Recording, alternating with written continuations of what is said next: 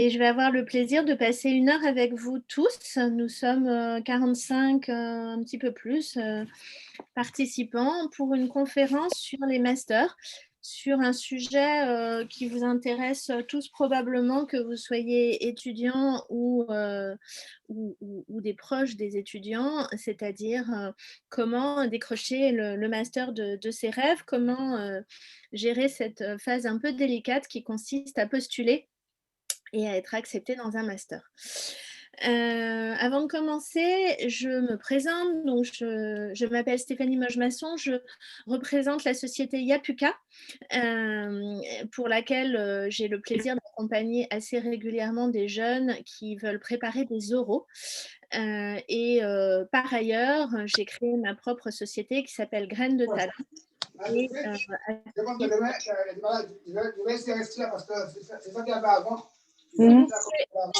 si vous pouvez couper vos micros, ce sera plus confortable pour tout le monde. Et donc, je disais que j'ai créé Graines de Talent, qui est une société dont la vocation est d'accompagner des jeunes qui sont soit en pré-bac, soit en post-bac, et qui souhaitent construire leur projet professionnel, avoir un conseil en matière de construction de leur projet d'études et de leur projet professionnel. Voilà. Alors, on va commencer cette conférence. Je vais vous partager, bien sûr,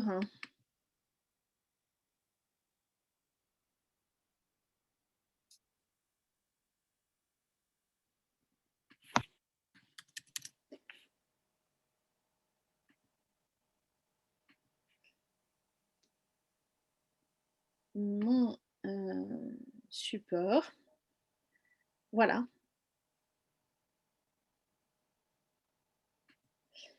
J'espère que vous voyez tous correctement.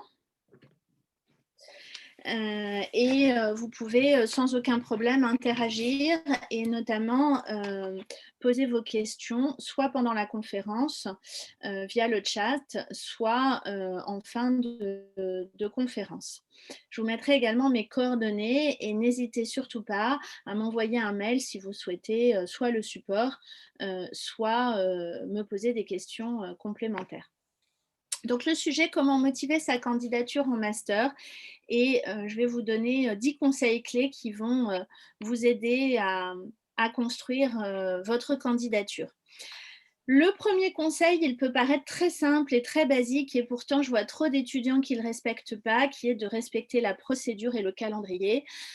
Chaque master a une procédure un peu différente, avec des pièces qui peuvent être un peu différentes. Certains demandent des examens en langue, d'autres vont être plus exigeants sur des histoires de boucs ou des choses comme ça. Et donc, respectez à la lettre, lisez bien ce qu'ils demandent et conformez-vous de façon stricte et rigoureuse à leurs prérequis. C'est un motif d'exclusion. Le calendrier aussi, des jeunes qui ne respectent pas les calendriers. C'est vraiment dommage et ça arrive assez régulièrement. Vous allez commencer par sélectionner vos masters. Pour ça, il y a un site qui regroupe les masters qui est trouvermonmaster.gouv.fr. Contrairement à Parcoursup qui centralise à la fois les informations sur les licences et les formations post-bac et les candidatures, pour les masters, c'est un peu différent. On candidate sur e-candidat. Et donc, vous allez commencer par trouver mon master, puis candidater sur e-candidat. Les dates de candidature ne sont pas les mêmes en fonction des établissements, donc soyez hyper vigilants là-dessus. Et évidemment, en général, il y a un délai de réponse imposé, donc respectez scrupuleusement ce délai de réponse à partir du moment où vous avez une proposition en master. Le deuxième, évidemment, tout master vous demande un dossier de candidature. Alors, il y a une composition type qui est en général évidemment votre dossier académique, à savoir en gros vos résultats de bac et de licence, votre une photo professionnelle. Alors, j'accompagne plein de jeunes pour faire leur CV. Les photos sont souvent, je sais que je leur fais faire la photo dans cas sur 10. Donc voilà, une photo professionnelle, ça veut dire qu'on va chez un photographe en tenue professionnelle et qu'on lui demande de faire une photo en lui expliquant la vocation de cette photo. On n'utilise pas une photo perso, dans 99% des cas, elles ne conviennent pas. Pour les filles, cheveux attachés, chemisier ou veste. Pour les garçons, chemise claire, éventuellement veste. Voilà, impeccablement maquillée pour les filles, impeccablement coiffée et les cheveux fraîchement coupés pour les garçons. Votre lettre de motivation qui évidemment, et ça aussi c'est une erreur que je vois assez souvent, est spécifique à chaque master. Vous fuyez, vous bannissez les lettres toutes faites qu'on trouve sur internet. C'est une lettre égale une candidature égale une lettre. Je précise d'ailleurs que ce conseil est également valable quand on postule à un stage, à une alternance et a fortiori quand on recherche un emploi. En général, ils vous demandent des lettres de recommandation, évidemment personnalisées. Alors, ça peut être votre tuteur de stage, ça peut être des enseignants. Ce que je recommande, en général, ces gens ne savent pas ou ne prennent pas le temps de rédiger la lettre idéale. Donc, je recommande campagne. Si vous pouvez couper vos micros, s'il vous plaît. J'entends pas mal de micros en marche. Donc, je recommande aux étudiants que j'accompagne de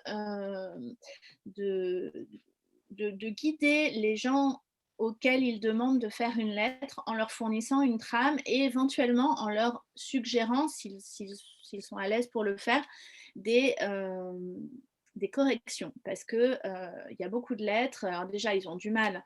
Ils se font un peu violence pour demander une lettre de recommandation et quand ils reçoivent cette lettre, ils sont souvent un peu déçus parce que la lettre est un tout petit peu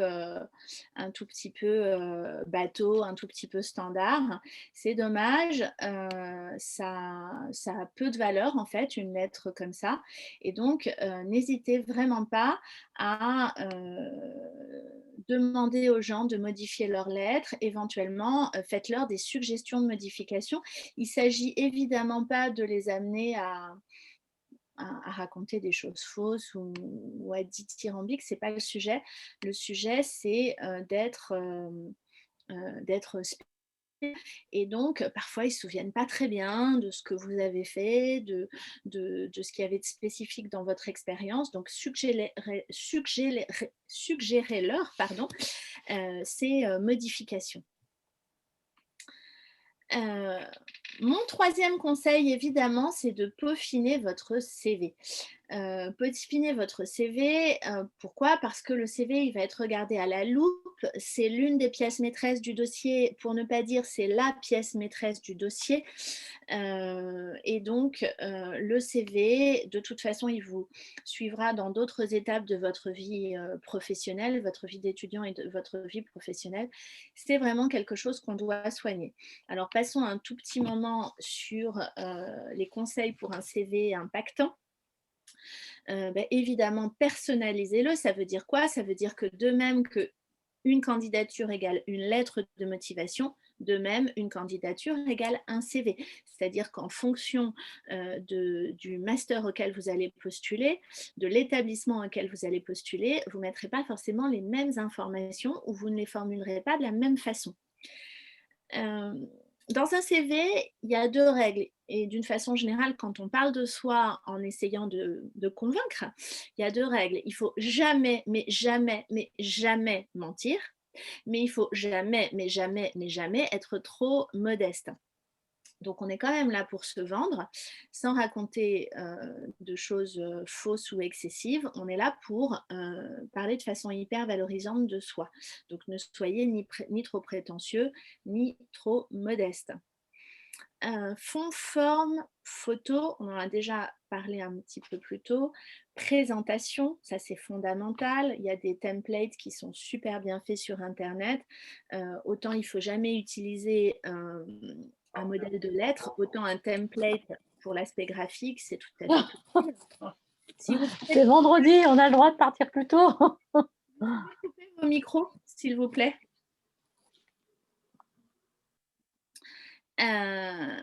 Donc, je disais, la présentation est importante. Hein. Il faut bien se rendre compte que les personnes qui examinent les CV, ils passent très très peu de temps. Et ça, c'est vrai pour un master, mais c'est vrai pour un stage, une alternance, un job. Et l'orthographe, je dirais que à peu près 9 CV sur 10 que je vois ont au moins une faute. Bon, c'est vraiment fondamental qu'il y ait 0 faute. Pour ça, il faut le faire, le relire une fois, 2 fois, 3 fois, mais le faire relire régulièrement par d'autres personnes. À chaque fois que vous faites une modification, ça peut être une coquille qui s'est infiltrée. Dans un encadré, en haut du CV, de façon bien lisible, mettez en exergue votre projet professionnel et surtout sa cohérence par rapport au master visé. C'est-à-dire que si vous visez un master de RSE développement durable, on s'attend à avoir le mot-clé RSE développement durable dans cet encadré. C'est un exemple. Présentez vos expériences de façon antichronologique, donc évidemment de la plus récente à la plus ancienne, avec le nom de l'entreprise et son logo, ce qui donne un côté beaucoup plus graphiquement beaucoup plus intéressant au CV.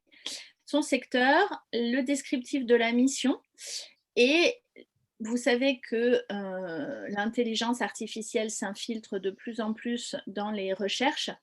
Donc, n'hésitez pas à marteler, puis même si ce n'est pas une intelligence artificielle, mais une intelligence réelle, nous sommes tous sensibles aux mots-clés, donc martelez les mots-clés du master. Les mots-clés du master, on les connaît en allant voir les éléments de langage que le master utilise lorsqu'il parle de lui-même. Donc, vous allez sur le site, le projet pédagogique du master, vous regardez un peu quels sont les mots-clés et ces mots-clés, vous les reprenez dans votre CV.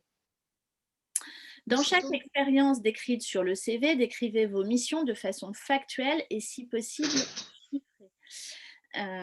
Ça, c'est assez peu fait par des jeunes qui considèrent que stage de 3 mois chez Apple, ça suffit. Non, qu'est-ce que vous y avez fait? Le service, c'est très bien, mais qu'est-ce que vous y avez fait concrètement et quels résultats vous avez obtenu très souvent dans un stage, en particulier dans un stage un peu long, on peut commencer à parler de résultats. Et puis, n'hésitez pas à parler de vos engagements associatifs, de vos expériences de bénévolat, de vos concours, concours d'éloquence, concours de je ne sais quoi, vos activités artistiques. Du moment que ce sont des choses qui sont importantes pour vous, qui vous singularisent, cherchez à valoriser tout ce qui vous singularise. Ça, c'est fondamental, en particulier si ça a un lien avec le master, mais pas que. C'est intéressant de savoir que vous avez, je ne sais pas moi, par exemple, une passion et que vous y consacrez du temps. C'est intéressant de savoir que vous avez fait quelque chose d'un peu remarquable comme de la compétition dans un sport, comme une expérience de bénévolat, une expérience humanitaire, comme le fait d'avoir donné des cours, été enseignant dans un domaine. Toutes ces choses-là sont avoir passé son BAFA. Toutes ces choses-là sont des choses qui brisent. Ah, oui. Bien sûr. Est-ce que je peux vous demander de couper vos micros, vérifier que vos micros sont bien coupés? J'entends des personnes qui sont en ligne. Lettre de motivation. La lettre de motivation, elle doit marquer les esprits. Alors, comment on marque les esprits dans une lettre de motivation? D'abord, il y a une méthode qui est assez connue et que je vous invite à appliquer pour structurer votre lettre. Elle est très simple. C'est parler d'abord de vous, je, puis du master, vous, et dans un troisième paragraphe, parler de nous, c'est-à-dire le master et vous. Qu'est-ce que vous, au sens eux et vous, pourriez faire ensemble? Cette méthode du je, vous, nous, elle est valable aussi dans d'autres contextes qui peuvent être, par exemple, la recherche d'un stage, d'un job ou d'une alternance. Dans une lettre de motivation, on raconte une histoire.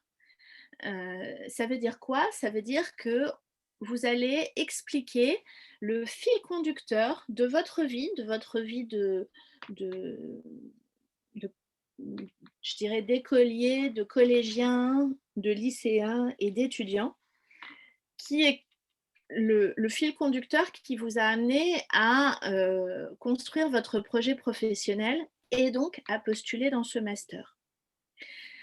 C'est-à-dire que vous devez expliquer comment, alors si vous avez une vocation depuis tout petit, c'est très facile. Quelquefois, ce n'est pas du tout le cas et on a une vocation plus tardive ou quelque chose qui n'est pas une vocation, mais plutôt un projet qui s'est construit avec le temps. Mais il faut essayer de remonter aux racines de ce projet, qu'elles soient très anciennes ou assez récentes, et démontrer de façon simple que toute cette histoire est une sorte euh, de tout cohérent. Ça pourrait donner quelque chose. Depuis que je suis collégienne, je me sens de plus en plus sensible aux problématiques de développement durable. J'ai d'ailleurs fait mon stage de troisième dans une entreprise de recyclage. Puis, assez régulièrement, je me suis portée volontaire pour faire des opérations de nettoyage des littoraux français. Depuis que je suis en terminale, je passe quelques heures par semaine dans telle association. Et après une licence de géographie ou de biologie, je souhaite m'orienter vers un master de génie de l'environnement ou de responsabilité sociale et environnementale de l'entreprise, par exemple. Donc, vous n'êtes pas là par hasard et ce projet pour lequel vous postulez est un projet qui est mûrement réfléchi et qui fait partie, qui s'inscrit dans l'histoire de votre vie. C'est ça qu'on cherche à mettre en avant.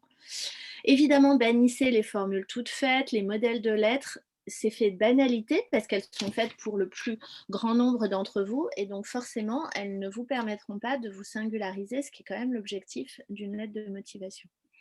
Soyez concis et impactant. Une lettre, elle doit être courte, sinon elle n'est pas lue. Évidemment, elle doit tenir sur un seul feuillet. Et donc, il ne faut évidemment pas y répéter les informations factuelles figurant déjà dans le CV. En revanche, on peut faire référence à ces informations pour démontrer quelque chose. Par exemple, si on a un engagement associatif, on peut en parler, mais en expliquant comment cet engagement associatif vient compléter et former un tout cohérent par rapport au master pour lequel vous êtes en train de postuler. Choisissez votre vocabulaire.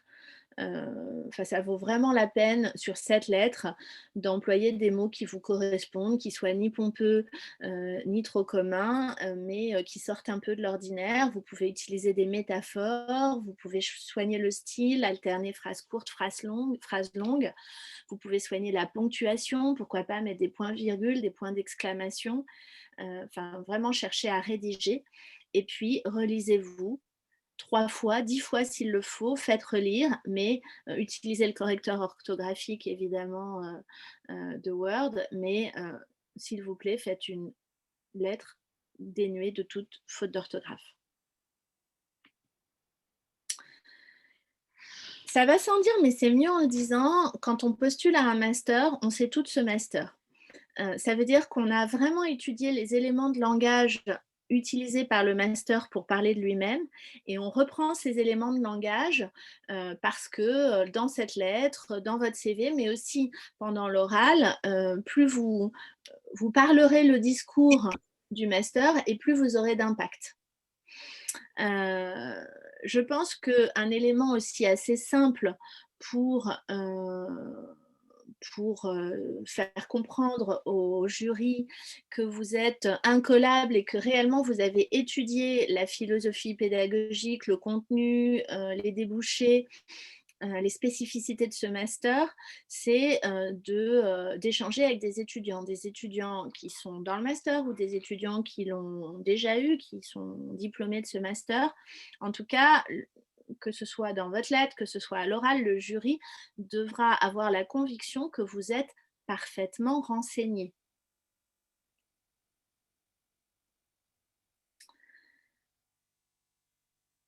À supposer que toutes ces étapes soient passées, vous allez être invité à un oral.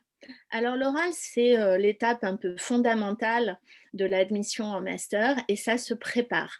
Même si vous êtes bon à l'oral, même si vous avez la tchatch, même si vous êtes à l'aise dans cet exercice parce que vous en avez passé beaucoup des oraux, il faut le préparer.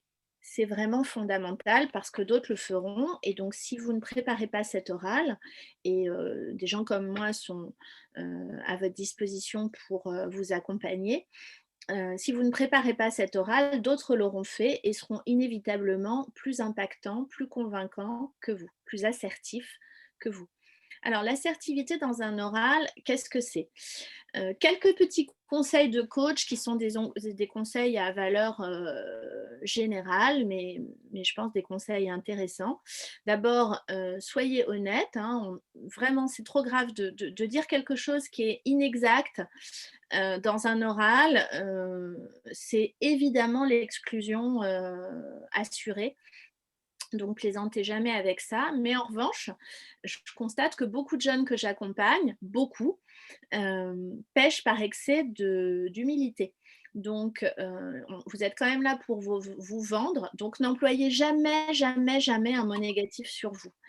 Le cas typique, c'est le jeune qui a fait une licence en 4-5 ans, soit parce qu'il a redoublé, soit parce qu'il a changé d'orientation. Dans ce cas-là, il y a des façons de le dire. Ça peut être quelque chose du genre après le bac, je suis partie en licence 1 de droit. Je me suis rendu compte que ce n'était pas exactement mon projet. Toutefois, ça m'a apporté beaucoup de choses et je ne regrette pas. D'abord, ça m'a permis de voir que ce n'était pas ma voie et de reprendre en main mon avenir en choisissant une autre filière. Mais ça m'a permis aussi d'acquérir des méthodes de travail, de la rigueur, d'apprendre à m'organiser parce que l'enseignement à la fac, c'est basé sur l'autoresponsabilisation et beaucoup d'organisation. Ça m'a permis de mûrir mon projet professionnel, etc., etc. Donc, cherchez toujours, lorsque vous avez comme ça des années qui sont absolument pas des années de perdu, mais des années où on se cherche un peu, cherchez à le dire de façon honnête et à démontrer que ça vous a apporté beaucoup de choses de façon très valorisante de ce que ça vous a apporté. Soignez le fond, mais aussi la forme. Dans un entretien, vous savez que le body language, le non-verbal et le paraverbal sont plus importants parce qu'on les mémorise encore plus que le fond, c'est-à-dire les mots qu'on va utiliser. Donc, soignez ces aspects-là. Alors, le sourire, bien sûr. Le body language, c'est-à-dire la façon de parler avec les mains, le regard, les bras, également, bien sûr, les jambes, le croisement des jambes, etc., les mouvements qu'on va faire, même si ce sont des entretiens en vidéo d'ailleurs, en vidéo appel, mais également le non-verbal. Le non-verbal, c'est la voix, l'intonation.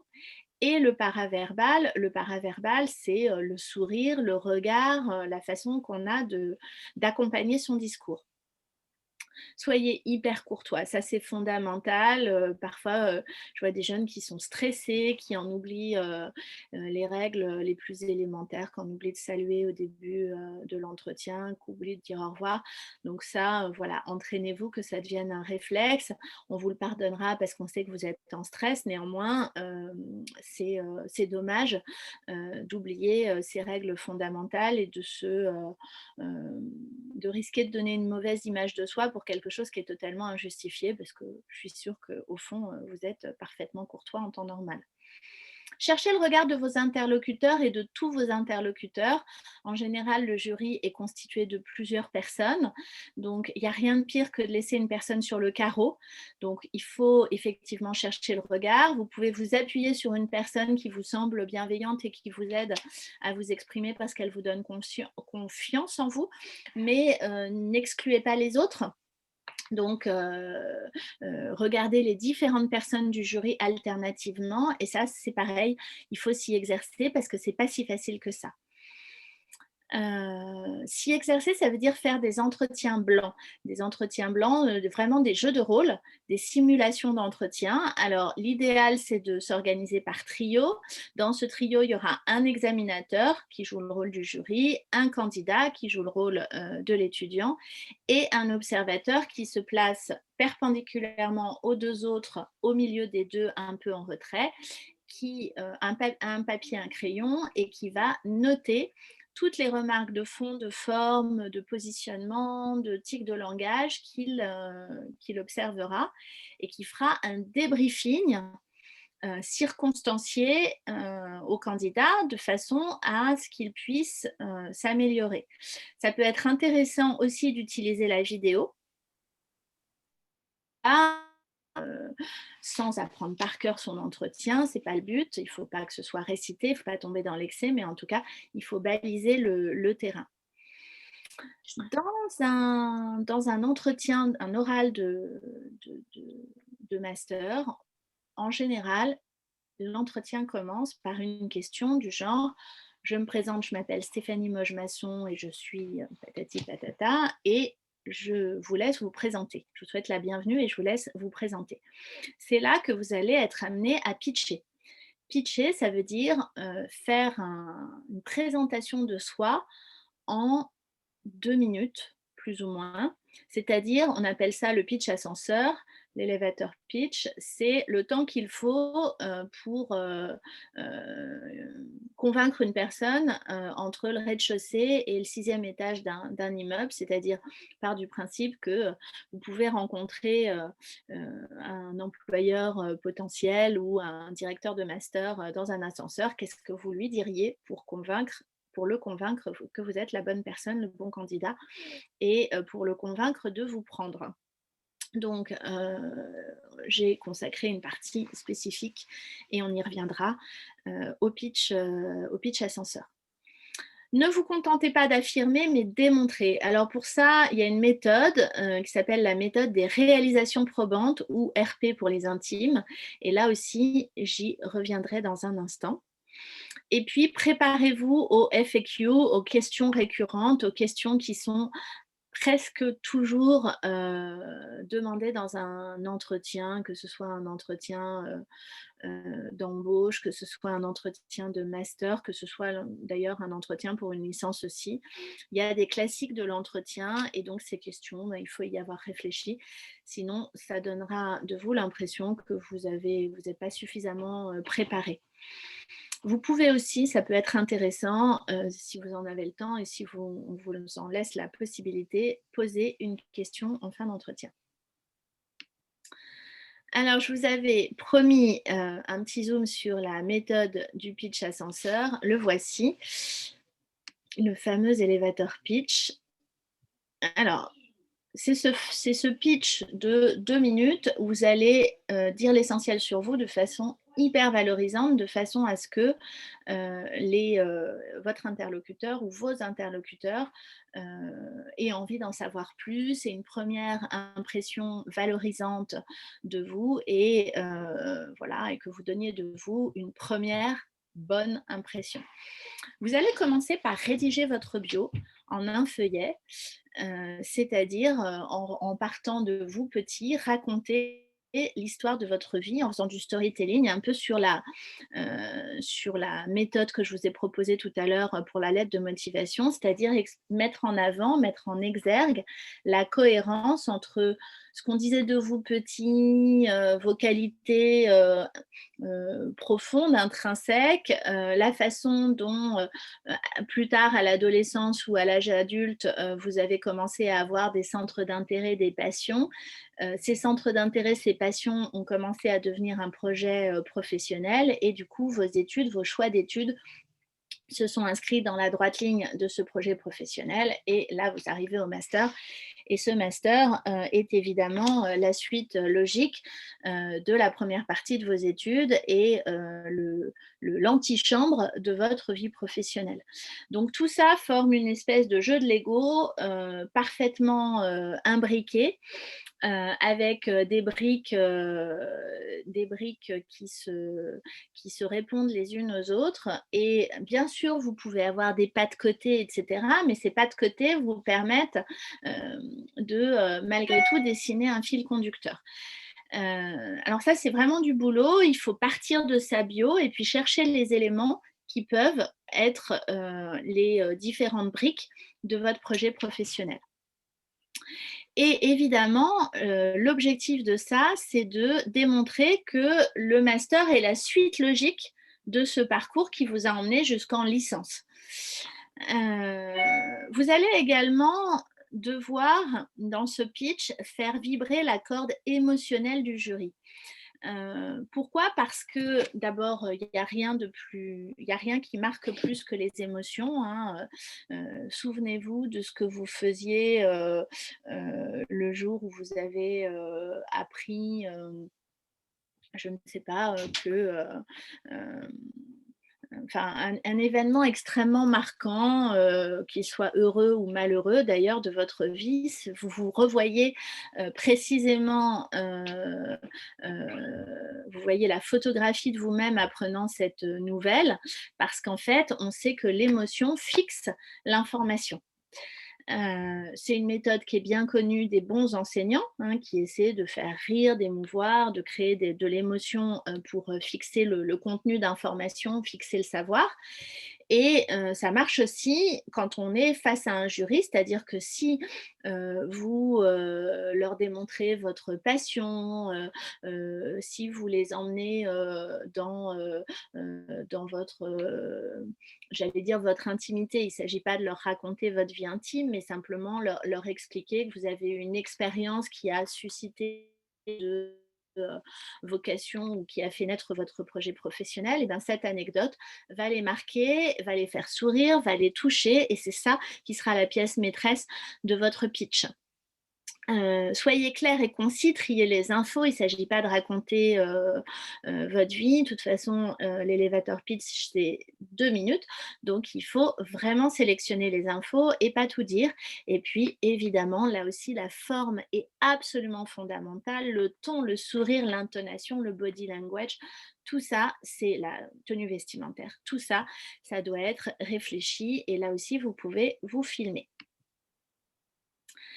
Le conseil numéro 8, je vous en ai parlé tout à l'heure, c'est que mieux vaut démontrer qu'affirmer. Si je vous dis que je suis quelqu'un qui a le sens du collectif et qui sait motiver une équipe, c'est super, mais si je vous le démontre en vous racontant comment j'ai motivé une équipe, c'est beaucoup mieux.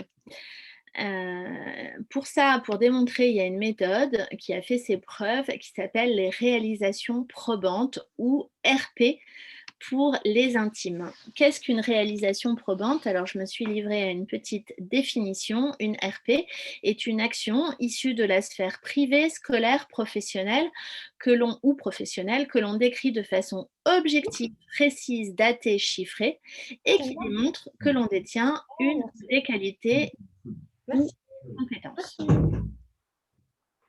Si vous pouvez couper vos micros, s'il vous plaît. Donc, je vous donne un exemple de RP, la RP numéro 1 dans ce petit tableau. Je lui ai mis RP2, RP3, RP4, RP5 parce que le but du jeu, c'est qu'une fois que vous en avez fait une, vous n'arrêtiez surtout pas là et que vous continuiez à faire des RP. Donc, je lui ai donné un nom, elle s'appelle Organisation d'un mariage. Oui, en effet, la RP peut être dans la vie universitaire, dans un stage ou même dans votre vie professionnelle, entre guillemets, si vous en avez une, parce que vous faites des jobs à côté ou que vous avez eu des longs stages où vous êtes en alternance. Mais ça peut aussi être dans la vie perso. Là, j'ai choisi une RP de la vie perso. En juin 2019, des amis décident de se marier au mois d'août, donc peu de temps après, et avec un petit budget de 5 000 euros. Ils me demandent de les aider à organiser leur mariage. Donc les actions, je ne les ai pas mises. J'ai commencé par discuter avec les mariés pour prendre leur brief et sonder leurs attentes. Deuxièmement, j'ai commencé à faire un repérage de lieux qui pourraient accueillir le mariage. 3, j'ai fait un tour d'horizon des fournisseurs et prestataires potentiels. 4, j'ai fait un rétro-planning. 5, j'ai commencé à négocier avec une shortlist de fournisseurs indispensables, etc., etc. Donc, je vais décrire de façon factuelle et synthétique les actions que j'ai mises en place. Ensuite, je vais donner mes résultats chiffrés. Donc, le budget du mariage, le mariage a eu lieu, ils ont dit oui. Le budget du mariage est de 4 900 euros, donc en dessous du budget qui m'avait été alloué. Les mariés sont satisfaits, les invités aussi. Les compétences dont je peux prouver l'existence à travers cette réalisation probante sont ma créativité, mon écoute, ma gestion budgétaire et mes qualités de négociatrice. Et puis j'ai rajouté une colonne qui est toujours intéressante, c'est ce que j'ai aimé, ce que j'ai pas aimé. Par exemple, j'ai aimé rechercher des solutions originales et pas chères et je n'ai pas aimé négocier les prix. C'est intéressant parce que ça permet aussi de se mettre au clair sur ce qu'on aime le plus dans une mission. Ce que je vous propose là, c'est de vous entraîner à faire comme ça des réalisations probantes de façon à, dans un entretien de master, mais aussi dans n'importe quel entretien, être capable de démontrer que vous possédez des qualités et des compétences. Grâce à cela, vous n'allez plus affirmer, mais démontrer. Et donc, moi, je vous propose de vous livrer à un exercice qui consiste à rédiger noir sur blanc, parce que l'écrit structure la pensée, 20 réalisations probantes, ce qui, au passage, va vous donner conscience de l'étendue de vos compétences et vous donner un petit coup de confiance en vous. Alors, au début, quand je dis aux jeunes, faites-moi 20 réalisations probantes, ils sont à 2 doigts de s'évanouir et ils me disent que même en raclant les fonds de tiroir, ils n'en ont pas 20. En réalité, au bout d'un moment, ils sont à 25 et ils n'arrivent plus à s'arrêter. Une réalisation probante, il ne faut pas que ce soit trop large, c'est-à-dire qu'il faut que ça puisse se raconter en 30 secondes.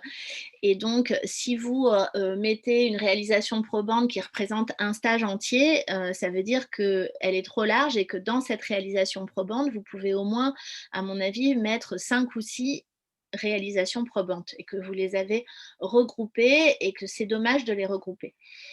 À chaque nouvel entretien, que ce soit un entretien de master, d'alternance, de stage, d'emploi, adaptez vos réalisations probantes à la job description ou au descriptif du master. C'est-à-dire, si dans le master, dans les attendus, ils insistent beaucoup sur vos capacités de travail en équipe, et bien évidemment, vous allez chercher à démontrer vos qualités de coéquipier, vos qualités vos qualités collectives.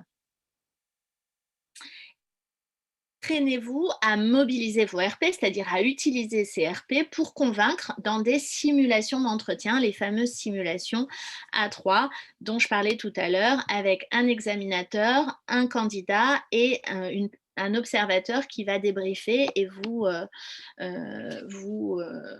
faire une restitution.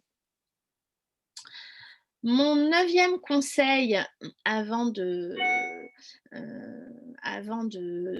passer, j'ai 10 conseils et ensuite je vous donnerai un petit temps pour des questions-réponses si vous en avez, c'est de vous préparer aux frequently asked questions, c'est-à-dire aux questions qui sont un peu des figures imposées de l'entretien et qui reviennent, on le sait bien, dans beaucoup d'entretiens. Alors, je vous ai fait une petite liste, un petit pot pourri des questions qu'on entend souvent. Pourquoi pas vous et pas un ou une autre? Pourquoi vous, pardon, et pas un ou une autre? Donc là, il s'agit évidemment pas de répondre que vous êtes le meilleur, mais avec de l'esprit et de l'assertivité, donc l'humour est tout à fait possible, d'inviter le jury à regarder ce que vous avez de spécifique, de singulier. Donc, ça fait évidemment écho à votre bio, ça fait évidemment écho à votre pitch et cette singularité, eh bien, vous allez y revenir, peut-être en trouver une autre d'ailleurs à cet instant-là, parce que vous avez plein de sujets de singularité. Si vous êtes pris dans plusieurs masters, lequel choisirez-vous et pourquoi? Évidemment, vous choisirez celui pour lequel vous êtes en train de postuler. Le plus important, c'est pas ça, parce qu'on s'attend à cette partie de réponse, mais pourquoi? Eh bien là, encore une fois, c'est à vous de rechercher ce qu'il y a de singulier dans ce master. C'est à vous d'être suffisamment curieux pour aller voir ces masters concurrents, entre guillemets, et de trouver les points de singularité en vous appuyant, si possible, sur des éléments tangibles, comme par exemple des échanges que vous avez pu avoir avec des étudiants ou des diplômés du master, ou pourquoi pas, si vous avez l'opportunité, des enseignants ou des gens qui connaissent le master de l'intérieur. Quelles autres études auriez-vous pu faire? Donc, vous avez parlé de vos qualités, de vos compétences, de vos passions. Ces qualités, ces compétences, ces passions auraient pu vous mener à un autre endroit. Évidemment, je pense qu'il faut qu'il y ait cohérence entre ce que vous faites et ce que vous auriez pu faire par ailleurs. Et même si c'est des choses très différentes, parce qu'après tout, vous pouvez être d'un côté musicien et de l'autre passionné d'informatique, vous, le fil conducteur, vous devez le mettre en avant en disant que, par exemple, dans la musique, vous êtes quelqu'un d'extrêmement rigoureux et méthodique et que vous avez toujours cherché à comprendre comment était écrite la musique, vous êtes investi dans l'apprentissage du solfège, etc. Et que cette rigueur et cette capacité d'analyse, vous les retrouvez dans l'informatique, par exemple. Pensez-vous avoir réussi cet entretien? Quelle note vous mettriez-vous? Évidemment, là, vous allez chercher à valoriser ce que vous avez fait, mais il s'agit, si vous avez senti que sur un plan ou sur un autre, vous n'avez pas été très bon, c'est important de montrer que vous en avez conscience. Donc, pensez-vous avoir réussi cet entretien? J'espère que vous serez amené à répondre plutôt oui. Quelle note vous mettriez-vous? Elle sera forcément assez bonne, mais surtout, vous ne vous mettez pas 10 sur 10. Et si vous mettez par exemple un 8 ou un 7, vous allez expliquer ce qui vous aurait permis, selon vous, d'avoir une note encore meilleure. Et donc, vous vous donnez votre feedback critique de façon évidemment valorisante. Il ne s'agit jamais, jamais, jamais de dire du mal de soi, mais en revanche, montrer que vous êtes conscient que vous avez une marge de progression. Et surtout que vous êtes conscient de ce que vous pouvez améliorer chez vous. Racontez-nous un échec. Alors ça, c'est vraiment un grand classique, l'échec. Évidemment, l'objectif de cette question, c'est de passer 30 secondes, 15 secondes sur l'échec et beaucoup plus de temps sur ce que vous a apporté cet échec. C'est la fameuse phrase de Mandela, je ne perds pas, soit je gagne, soit j'apprends. Donc, qu'est-ce que vous avez appris en l'occurrence? Quelle est la réalisation dont vous êtes le plus fier? Là, c'est votre page de pub. Sachez raconter un projet qui est important pour vous. Ça peut être quelque chose de personnel, ça peut être quelque chose de professionnel. En tout cas, ça doit être quelque chose d'assez éclatant et surtout, vous devez démontrer pourquoi c'est éclatant. Ça peut être finalement quelque chose d'assez modeste, mais pour vous, ça a une importance particulière pour telle raison. Et le plus important, c'est la justification. Quelles sont vos valeurs clés? Ça, posez-vous la question, vous en donnez 3 et vous expliquez pourquoi ce sont vos valeurs fondamentales.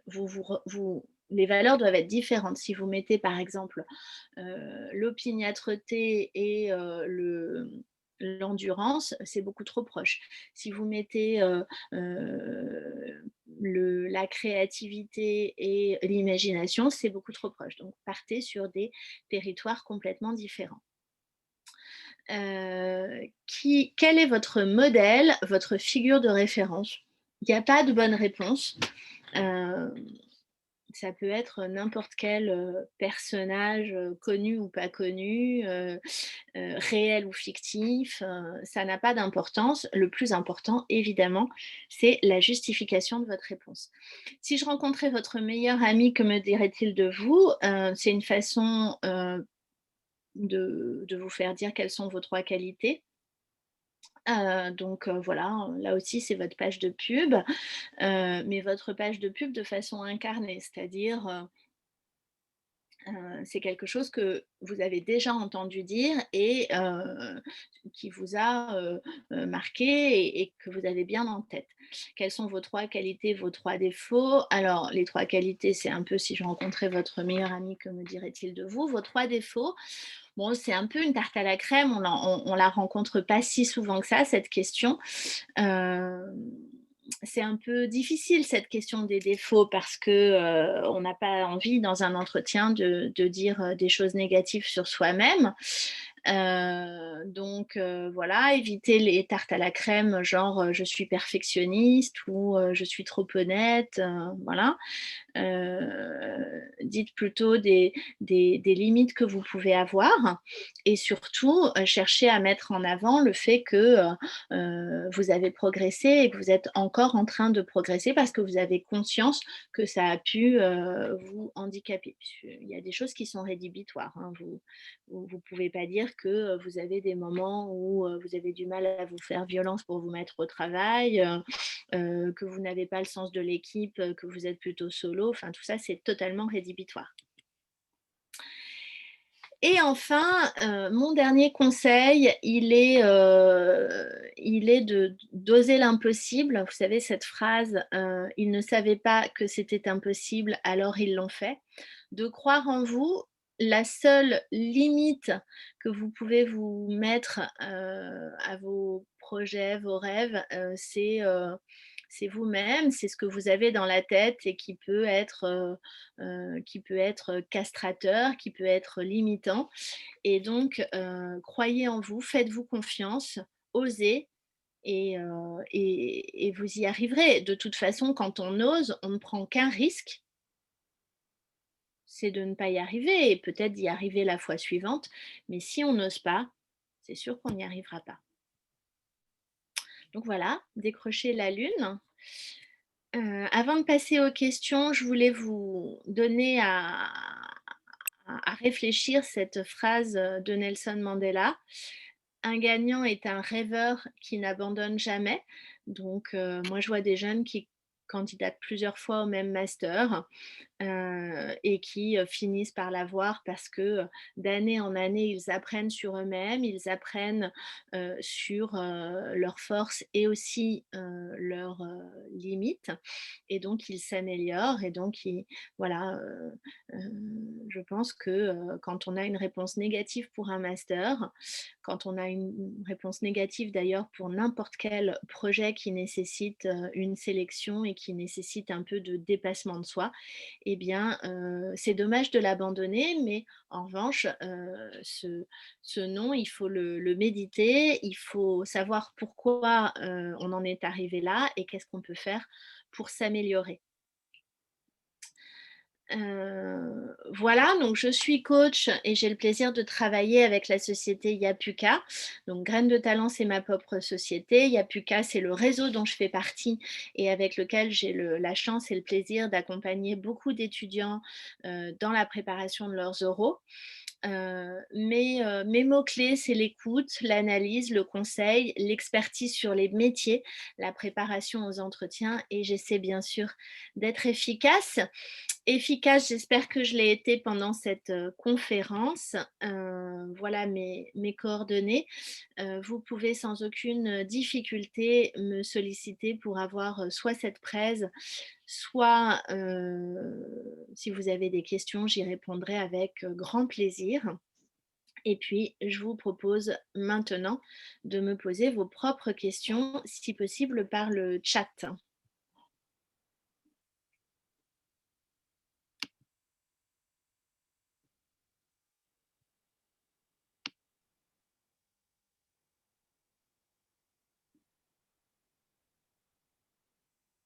ou alors, vous avez également la possibilité via la fonction réaction de lever la main et à ce moment-là, vous prendrez la parole de vive voix et me poserez vos propres questions.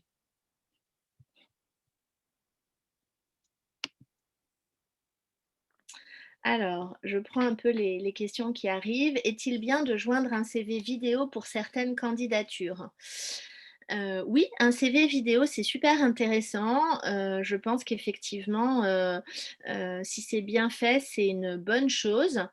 Ça doit être très court, ça doit être super ciselé sur la forme, donc je pense que, il vaut mieux s'abstenir, que d'en faire un mauvais. Mais effectivement, si vous vous sentez à l'aise, bah, forcément, on est parfois plus impactant à l'oral qu'à l'écrit. Donc oui, un CV vidéo, moi, je suis plutôt favorable. Comment se mettre en avant quand on veut faire un master qui n'a rien à voir avec la licence qu'on suit? S'il n'a rien à voir du tout, il faut au moins mettre en avant le fil directeur qui vous a conduit à passer de cette licence à une autre. Donc il faudrait au cas par cas que je puisse vous conseiller, mais c'est peut-être dans votre vie associative, c'est peut-être dans votre vie privée qu'il faut chercher la cohérence. En tout cas, la cohérence, il faut la mettre en avant à un moment ou à un autre.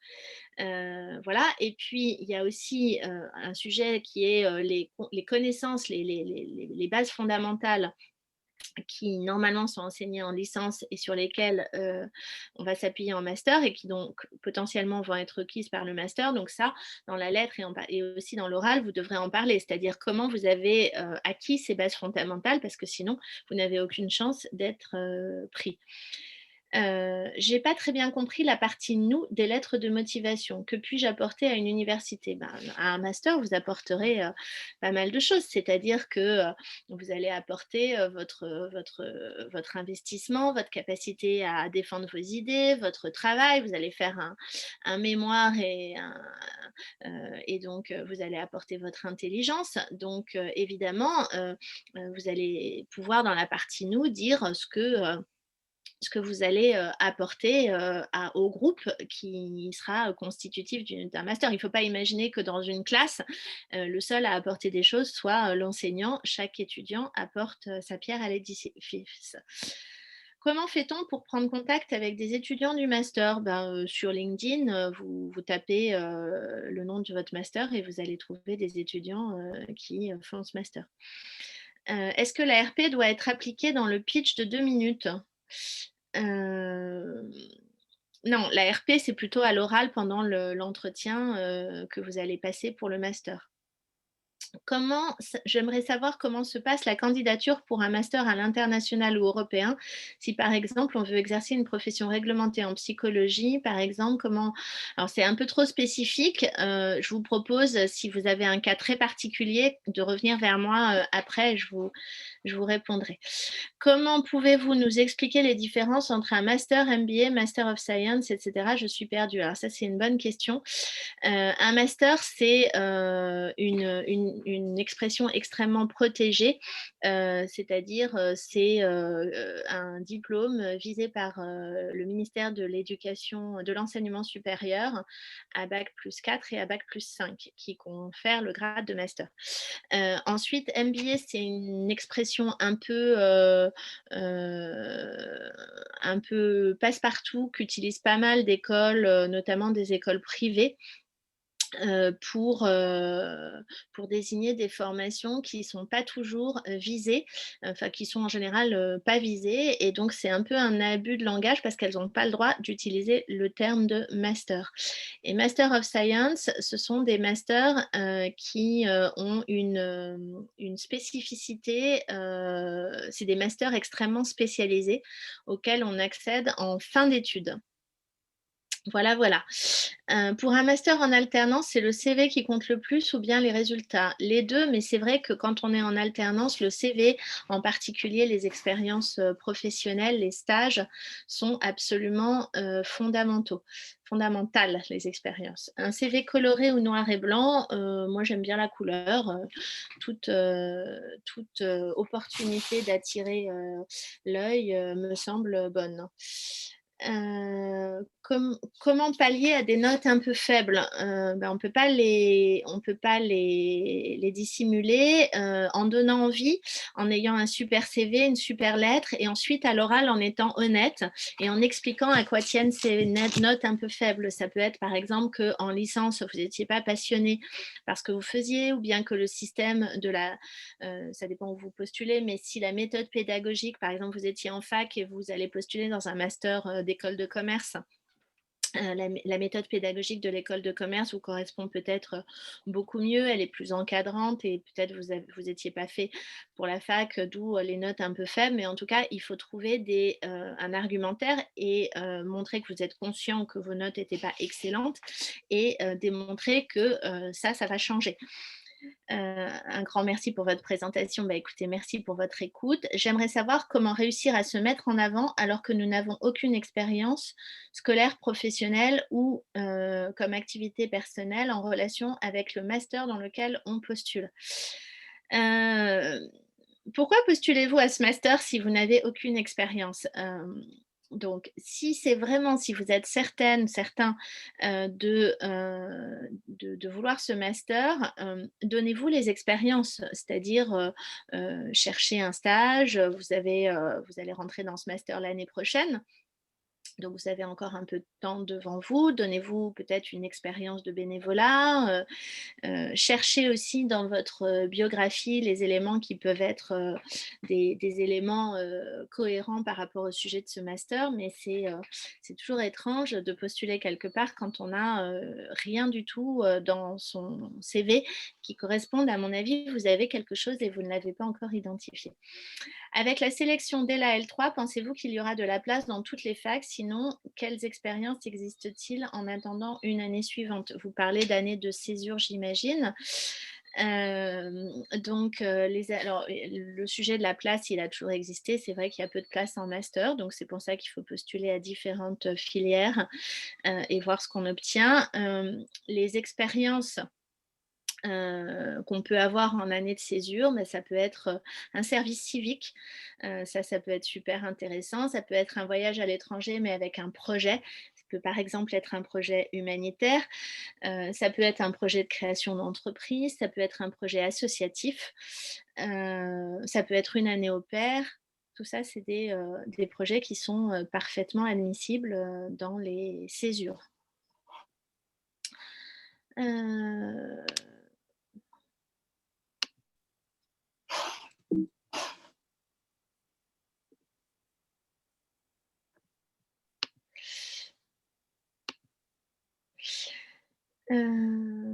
Alors.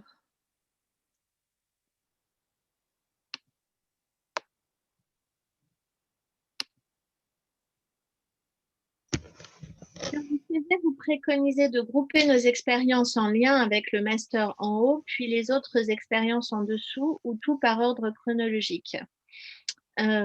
J'ai pas de religion là-dessus. Vous pouvez tout à fait effectivement regrouper les expériences en lien avec le master et puis mettre autres expériences professionnelles. Ça peut être des jobs d'été, des babysitting ou des choses comme ça. Ça dépend si vous en avez beaucoup ou pas, en fait. Si vous n'avez pas beaucoup d'expérience, je dirais, mettez peut-être les toutes pour que votre expérience professionnelle ne semble pas pauvre. Si vous en avez beaucoup, oui, effectivement, les expériences en lien avec le master seront plus haut et plus mis en avant que les autres, que vous mettrez plutôt dans un onglet « Autres expériences ». Comment mettre en valeur un simple stage d'observation qui ne nous permet pas d'avancer des résultats ou l'acquisition de compétences? Vous avez acquis des compétences même dans un stage d'observation. Vous avez acquis des compétences de faire connaissance avec le monde de l'entreprise. Alors là, c'est pas la peine de mettre 3 lignes, vous mettez juste stage d'observation, mais si stage d'observation et d'écrire ce que vous avez observé, mais en revanche, ça, je parle des stages d'une semaine en seconde, par exemple, mais si on vous pose une question, réfléchissez à ce que vous a apporté ce stage. Ça a été un premier contact avec la vie professionnelle, ça a été la découverte d'un univers professionnel que vous ne connaissiez pas, ça a peut-être été simplement, c'est vraiment quelque chose qui ne m'intéresse pas et donc j'élimine cette possibilité, mais c'est déjà avancé dans sa réflexion d'éliminer une possibilité. Donc, même ces stages-là vous apportent quelque chose. Vous n'avez pas besoin sur un stage d'observation qui dure très peu de temps, de mettre un descriptif de ce que vous avez fait. La plateforme e-candidat permet de candidater à des masters seulement à l'université. Oui, c'est les masters, en tout cas, reconnus, visés par le ministère de l'Éducation nationale, de l'enseignement supérieur. Comment conseillez-vous les lettres de motivation fantaisie et originales ou plutôt celles qui vont droit au but? Les 2, c'est-à-dire, c'est bien d'aller droit au but, mais néanmoins vous pouvez être original. Fantaisie, je ne sais pas, mais original en allant droit au but, c'est tout à fait, conciliable.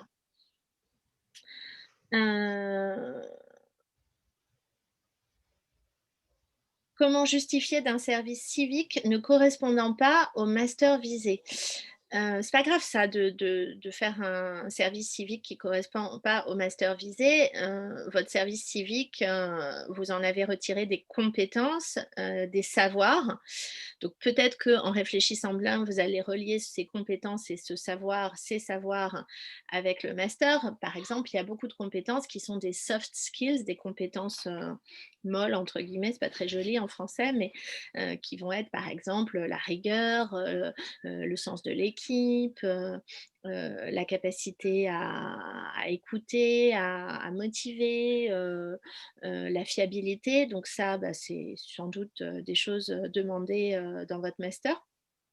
Et puis, si vous arrivez à créer le lien, le fil directeur dans le contenu de votre service civique et celui du master, c'est mieux, mais sinon, parlez de ce que ça vous a apporté. Il est 18h32, je suis obligée de mettre fin. Il y a plein de questions qui n'ont pas été traitées et j'en suis vraiment désolée. Je vois que vous êtes nombreux et tous passionnés par le sujet. N'hésitez pas à m'envoyer vos questions a posteriori, hein, je vous remettrai dans les commentaires, dans le chat, mes coordonnées, mon mail et mon numéro de téléphone. Et j'espère que cette conférence vous a apporté quelques éléments utiles. Je vous souhaite une bonne soirée et un bon week-end. À bientôt. Au revoir. Merci beaucoup.